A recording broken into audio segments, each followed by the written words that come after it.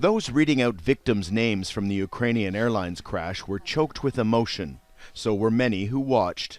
Among the victims were dozens of university professors, students, staff, and their families, including young children. This tragedy has hit one particular community hard, but political leaders say the entire country is united in mourning. And now is time for Iranian Canadians and all other Canadians to come together. As Canadians, we remember together. We mourn together, and we will seek answers together.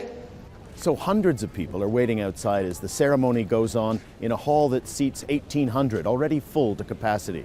This is a community that's determined to come together, both to grieve and to press for answers from the regime in Tehran. Canadian officials have begun arriving in Tehran to take part in the crash investigation and to help victims' families. Canada cut diplomatic ties with Iran in 2012, but Tehran moved quickly to grant visas to Canadian representatives after it admitted on Saturday it had shot down the plane. Amid the grieving at the vigil in Toronto, a glimmer of hope for some sort of change in Iran. This incident may well turn out to be Iran's Chernobyl.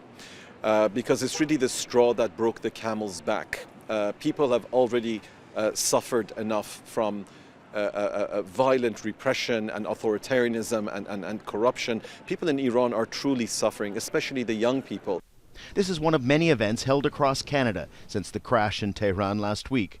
The Canadian government says it's listening and promising to keep up the pressure on Iran for a credible investigation, compensation for those who lost loved ones, and for justice to prevent another tragedy.